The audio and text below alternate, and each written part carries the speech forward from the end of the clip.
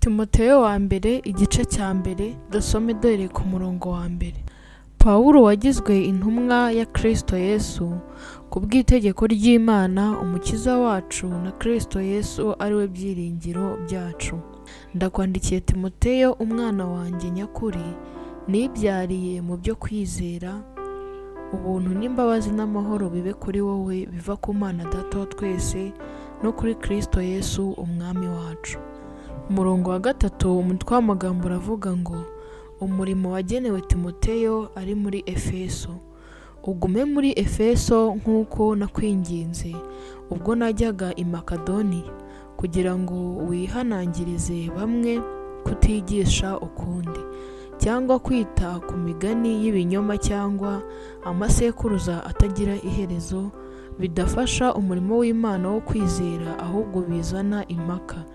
Ibyo mbibategekeye kugira ngo bagire urukundo ruva mu mutima uboneye kandi uticira urubanza, bagire no kwizera kutaryarya. Ibyo bamwe babiteshutsemo biyobagiza mu biganiro by'amanjwe, bashaka kuba abigisha b'amategeko nyamara batazi ibyo bavuga ibyo ari byo cyangwa ibyo bahamya babishegera. Icyakora tuzi ko amategeko ari meza koko iyo umuntu ayagenjeje uko bikwiriye amategeko, kandi tuzi ko amategeko atashiriweho umukiranutsi keretse abagome n'ibigande n'abatubaha Imana n'abanyabyaha n'abatari abera n'abatita ku by'Imana n'abakubita ba se na ba nyina n'abicanyi n'abasambanyi n'abagabo bendana n'abanyaga abantu bakabagura n'ababeshyi n'abarahira ibinyoma n'ibindi byose bidahura n'inyigisho nzima zihuje n'ubutumwa bwiza bw'ubwiza bw'Imana ihimbazwa ubwo nahawe. Umurongo wa 12 umutwe w'amagambo uravuga ngo Pawulo ashimira Imana imbabazi yamugiriye. Ndashimira Kristo Yesu umwami wacu wambashishije yuko yatekereje ko ndi uwo kwizerwa akangabira umurimo we. Nubwo nabanje kuba umutukanyi n'umurenganya n'umunyarugomo, ariko narababariwe kuko nabikoze mu bujiji ntarizera. Kandi ubuntu bw'umwami wacu burushijeho kunsangirizwa, bufatanirije no kwizera n'urukundo rubonerwa muri Kristo Yesu. Iri jambo ni ryo kwizerwa rikwiriye kwemerwa rwose, yuko Kristo Yesu yazanywe mu isi no gukiza abanyabyaha, muri bo ni njye w'imbere. Ariko icyatumye mbabarirwa ni ukugira ngo Yesu Kristo yerekanire muri njye uw'imbere kwihangana kwe kose, ngo mbe icyitegererezo cy'abamwizera bagahabwa ubugingo buhoraho. Umwami nyir'ibihe byose udapfa kandi utaboneka, ari we Mana imwe yonyine, ihimbazwe kandi icyubahiro kibe icyayo iteka ryose. Amena. Mwana wanjye Timoteyo, ndakwihanangiriza nkurikije ubuhanuzi bwa kera bwahanuye ibyawe, kugira ngo buduheshe kurwana intambara nziza. Ukomeje kwizera kandi ufite umutima uticira urubanza. Uwo mutima bamwe barawuretse bahinduka nk'inkuge imenetse ku byo kwizera. Muri abo ni Humenayo na Alexandire, abo nahaye Satani kugira ngo babyigireho kudatuka Imana. Timoteyo wa mbere ibice 2 dusome dore ku murongo wa mbere. Umutwe w'amagambo uravuga ngo ibyo gusabira abantu bose. Irya mbere ya byose ndaguhugurira kwingingira abantu bose no kubasengera no kubasabira no kubashimira, ariko cyane cyane abami n'abatware bose, kugira ngo duhore mu mahoro tutabona ibyago, twubaha Imana kandi twitonda rwose. Ibyo ni byo byiza byemerwa imbere y'Imana umukiza wacu. Ishaka ko abantu bose bakizwa bakamenya ukuri, kuko hariho Imana imwe kandi hariho umuhuza umwe w'Imana n'abantu, nawe ni umuntu ari we Yesu Kristo, witangiye kuba incungu ya bose. Ibyo byahamijwe mu gihe cyabyo, aricyo cyatumye nshyirirwaho kuba umubwiriza n'intumwa, ndavuga ukuri simbeshya, n'umwigisha wo kwigisha abanyamahanga kwizera n'ukuri. Nuko ndashaka ko abagabo basenga hose barambuye amaboko yera, badafite umujinya kandi batagira impaka. Umurongo wa 9, umutwe w'amagambo uravuga ngo inshingano y'abagore. Kandi n'abagore nuko ndashaka ko bambara imyambaro ikwiriye, bakagira isoni, birinda kandi batirimbisha kuboha umusatsi cyangwa izahabu cyangwa imaragarita cyangwa imyenda y'igiciro cyinshi, ahubwo birimbishije imirimo y'ingeso nziza nk'uko bikwiriye abagore bavuga yuko bubaha Imana. Umugore yigane ituza, aganduke rwose, kuko nanga ko umugore yigisha cyangwa ngo ategeke umugabo, ahubwo agire ituza. Kuko Adamu ari we wabanje kuremwa, nyuma hagakurikiraho Eva, kandi Adamu si we wayobejwe, ahubwo umugore ni we wayobejwe rwose, ahinduka umunyabicumuro. Nyamara abagore bazakizwa mu ibyara nibakomeza kwizera, bakagira urukundo no kwera, bakirinda. Timoteyo wa mbere ibice 3, dusome duhereye ku murongo wa 1. Umutwe w'amagambo uravuga ngo inshingano y'abepiskopi n'abadiyakoni. Iri jambo ni iryo kwizerwa ngo umuntu nashaka kuba umwepiskopi aba yifuje umurimo mwiza. Nuko umwepiskopi akwiye kuba inyangamugayo no kuba umugabo w'umugore umwe, abe udakunda ibisindisha, wirinda, ugira gahunda mu kubaho kwe, ukunda gucumbikira abashyitsi, ufite ubwenge bwo kwigisha, utari umunywi wa vino cyangwa umunyarukoni, ahubwo abe umugwaneza, utarwana, utari umukunzi w'impiya, utegeka neza abo mu rugo rwe, agatera abana be kumvira no kubaha rwose. Mwese utazi gutegeka abo mu rugo rwe yabasha ate kurinda itorero ry'Imana? Kandi ntakwiriye kuba uhindutse umukristo vuba, kugira ngo atikakaza akagwa, agacirwaho iteka Satani yaciriweho. Kandi akwiriye gushimwa neza n'abo hanze, kugira ngo adahinyuka akagwa mu mutego wa Satani. Kandi n'abadiyakoni nabo ni uko, bakwiriye kuba abitonda, batari intereganya cyangwa abamenyereye vino nyinshi bakifuza indamu mbi, ahubwo bakomeze ubwiru bwo kwizera, bafite imitima itabacira urubanza. Bakwiriye kubanza kugeragezwa, maze nibitabaho umugayo babone gukora umurimo w'ubudiyakoni. N'abadiyakonikazi nabo ni uko, babe abitonda, abatabeshyera abandi, abadakunda ibisindisha, bakiranuka muri byose. Abadiyakoni babe abagabo b'umugore umwe, bategeke neza abana babo n'abo mu ngo zabo, kuko abakora neza uwo murimo w'ubudiyakoni bibonera umwanya w'icyubahiro mwiza n'ubushizi bw'amanga bwinshi bwo kwizera Yesu Kristo. Nkwandikiye ibyo niringiye ko nzaza kugusura vuba, kandi mbikwandikiriye kugira ngo nintinda uzamenye ibikwiriye kugenzerezwa mu nzu y'Imana, ariyo torero ry'Imana ihoraho, ari nayo inkingi y'ukuri igushyigikiye.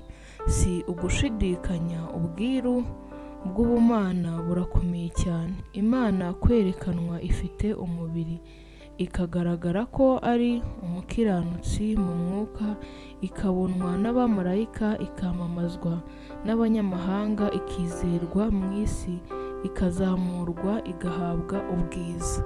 Timoteyo wa mbere ibice 4, dusome dore ku murongo wa 1.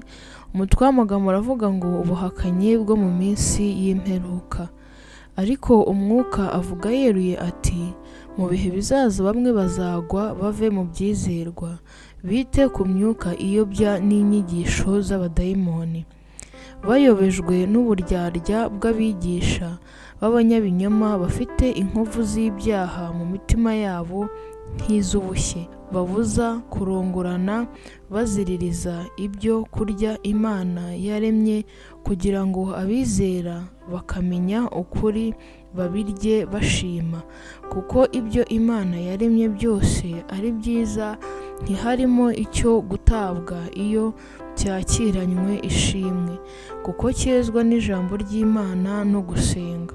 Umurongo wa 6, umutwe w'amagambo uravuga ngo ibyo gukiranukira gukora umurimo w'Imana. Niwibutsa bene data ibyo, uzaba ubaye umugaragu mwiza w'ibya Kristo Yesu, utunzwe n'amagambo yo kwizera n'inyigisho nziza wakurikije. Ariko imigani itari iy'Imana n'iy'abakecuru ntukayemere, ahubwo witoze kubaha Imana, kuko kwitoza k'umubiri kugira umumaro kuri bike, naho kubaha Imana kukagira umumaro kuri byose, kuko gufite isezerano ry'ubugingo bwa none n'ubuzaza nabwo. Iryo jambo ni iryo kwizerwa kandi rikwiye kwemerwa rwose, kuko igituma tugoka tukarwana ari uko twiringiye Imana ihoraho, ariyo mukiza w'abantu bose, ariko cyane cyane w'abizera. Ujye utegeka ibyo kandi ubyigishe. Ntihakagire uhinyura ubusore bwawe, ahubwo ube icyitegererezo cy'abizera ku byo bavuga, ku byo uvuga, no ku ngeso zawe, no ku rukundo, no ku kwizera, no ku mutima uboneye, kugeza aho nzazira. Ujye ugira umwete wo gusoma no guhugura no kwigisha. Ntukirengagize impano ikurimo iyo waheshejwe n'ibyahanuwe ubwo warambikwagaho ibiganza by'abakuru. Ibyo ujye ubizirikana kandi abe ari byo uhugukiramo, kugira ngo kujya mbere kwawe kugaragarire bose. Wirinde ku bwawe no ku nyigisho wigisha, uzikomeze, kuko nugira utyo uzikizanya n'abakumva. Timoteyo wa mbere ibice 5, dusome dore ku murongo wa 1. Umutwe w'amagambo uravuga ngo ibyo guhugurana ubugwaneza. Ntugacyahe umukuru, ahubwo umuhugure nka so, n'abasore ubahugure nka bene so. Abagore bakuru ubahugure nka ba nyoko, n'abagore bakiri bato n'abakobwa ubahugure nka bashiki bawe, ufite umutima utunganye rwose. Umurongo wa 3, umutwe w'amagambo uravuga ngo ibyerekeye abapfakazi. Wubahe abapfakazi bari abapfakazi by'ukuri, ariko umupfakazi niba afite abana cyangwa abuzukuru, babanze kwiga kubaha abo mu muryango wabo no kwitura ababyeyi babo ibibakwiriye, kuko ibyo ari byo bishimwa imbere y'Imana. Umupfakazi by'ukuri usigaye wenyine yiringira Imana, akomeze kwinginga no gusenga ku manywa na nijoro, ariko uwidamararira aba apfuye ahagaze. Ubategeke ibyo kugira ngo batabaho umugayo. Ariko niba umuntu adatunga, abe cyane cyane abo mu rugo rwe, aba yihakanye ibyizerwa, kandi aba abaye mubi hanyuma y'utizera. Ntihakagire umupfakazi wandikwa keretse amaze imyaka 60 avutse, akaba yarashingiwe umugabo umwe gusa, agashimirwa imirimo myiza. Niba yarareraga abana, yaracumbikiraga abashyitsi, yarozaga ibirenge by'abera, yarafashaga abababaye, agashishikarira gukurikiza imirimo myiza yose. Ariko abapfakazi bato ntukemere ko bandikwa, kuko iyo bamaze kwidamararira baharika Kristo, bakifuza gucyurwa, bakagibwaho n'urubanza, kuko bavuye mu isezerano ryabo rya mbere. Kandi uretse ibyo, biga kugira ubute bakagenda imihana, nyamara si abanyabute gusa, ahubwo kandi ni abanyamazimwe n'abakazitereyemo bavuga ibidakwiriye. Nicyo gituma nshaka ko abapfakazi bato bashingirwa, bakabyara abana, bagategeka ingo zabo, ntibahe abanzi urwitwazo rwo kudutuka. Kuko n'ubu bamwe bamaze guteshuka inzira ngo bakurikize Satani.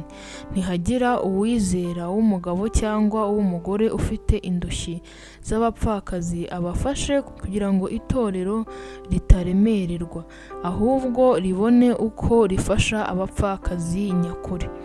Umurongo wa 17 umutwe w'amagambo uravuga ngo abakuru b'itorero n'inama Pawulo agira Timoteyo. Abakuru b'itorero batwara neza, batekerezwa ko bakwiriye guhabwa icyubahiro inshuro ebyiri, ariko cyane cyane abarushywa no kuvuga ijambo ry'Imana no kwigisha. Kuko ibyanditswe bivuga ngo ntugahambire umunwa w'inka ihonyora, kandi ngo umukozi akwiriye guhembwa.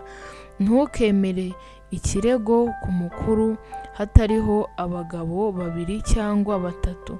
Abakora ibyaha ubahanire mu maso ya bose, kugira ngo abandi nabo batinye. Ndakwihanangiriza imbere y'Imana na Yesu Kristo n'abamarayika batoranijwe, kugira ngo witondere ibyo udaca urw'umwe cyangwa ngo ugire ubwo uca urwa kibera. Ntukihutire kugira uwo urambikaho ibiganza, kandi ntugafatanye n'ibyaha by'abandi, ahubwo wirinde kuba intungane. Uhereye none reka kunywa amazi gusa, ahubwo unywe vino nke kubw'inda yawe, kuko urwaragura. Ibyaha by'abantu bamwe bigaragara hakiri kare, bikabakururira mu rubanza, naho iby'abandi bigaragara hanyuma. Uko niko imirimo myiza igaragara hakiri kare, ndetse n'itagaragara nayo ntishobora guhishwa iteka. Timoteyo wa mbere ibice 6 dusome dore ku murongo wa 1. Umutwe w'amagambo uravuga ngo inshingano y'abagaragu. Abagaragu b'imbata bajye batekereza ko bashebuja bakwiriye kubahwa rwose, kugira ngo izina ry'Imana n'inyigisho zacu bidatukwa. Kandi abafite bashebuja bizera be kubasuzuguzwa nuko ari bene data, ahubwo barusheho kubakorera, kuko abagirirwa uwo mumaro ari abizera n'abakundwa. Ujye wigisha ibyo ubibahugure. Umurongo wa 3 umutwe w'amagambo uravuga ngo imbuzi n'inama zitari zimwe. Nihagira uwigisha ukundi, ntiyemere amagambo mazima y'Umwami wacu Yesu Kristo n'ibyigisho bihura no kubaha Imana. Aba yikakarije kwihimbaza ari ntacyo azi, ahubwo ashishikazwa no kubaza ibibazo, akagira n'intambara z'amagambo zivamo ishyari n'intonganya n'ibitutsi no gukeka ibibi, n'impaka z'abantu bononekaye ubwenge bakamyemo ukuri, bibwira yuko kubaha Imana ari inzira yo kubona indamu. Icyakora koko kubaha Imana iyo gufatanije no kugira umutima unyuzwe kuvamo inyungu nyinshi, kuko ari ntacyo twazanye mu isi kandi ntacyo tuzabasha kuyivanamo. Ariko ubwo dufite ibyo kurya n'imyambaro biduhagije, tunyurwe nabyo. Kuko abifuza kuba abatunzi cyangwa mu moshya no mu mutego no mu irari ryinshi n'ubupfu ryangiza, rikaroha abantu mu bibahenebereza bikabarimbuza. Kuko gukunda impiya ari umuzi w'ibibi byose. Hariho abantu bamwe bazirarikiye barayoba, bava mu byo kwizera bahandisha imibabaro myinshi. Ariko woweho muntu w'Imana ujye uhunga ibyo, ahubwo ukurikize gukiranuka, kubaha Imana, kwizera, urukundo, kwihangana n'ubugwaneza. Ujye urwana intambara nziza yo kwizera, usingire ubugingo buhoraho ubwo wahamagariwe, ukabwaturira kwatura kwiza imbere y'abahamya benshi.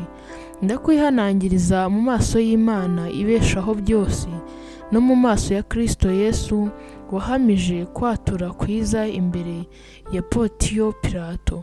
Witondere itegeko, ntugire ikizinga habe n'umugayo, kugeza ku kuboneka k'Umwami wacu Yesu Kristo, kuzerekanwa mu gihe nyacyo, niyo ifite ubutware yonyine ihiriwe, ariyo Mwami w'abami n'umutware utwara abatware.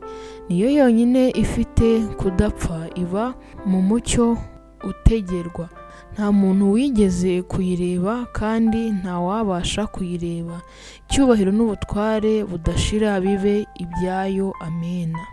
Wihanangirize abatunzi bo mu by'iki gihe, kugira ngo be kwibona cyangwa kwiringira ubutunzi butari ubwo kwiringirwa, ahubwo biringira Imana iduha byose itimana ngo tubinezererwe. Kandi bakore ibyiza, babe abatunzi ku mirimo myiza, babe abanyabuntu bakunda gutanga, bibikire ubutunzi buzaba urufatiro rwiza mu gihe kizaza, kugira ngo babone uko basingira ubugingo nyakuri. Timoteyo we, ujye urinda icyo wagabiwe, uzibukire amagambo adakwiriye kandi atagira umumaro, n'ingirwabwenge zirwanya iby'Imana.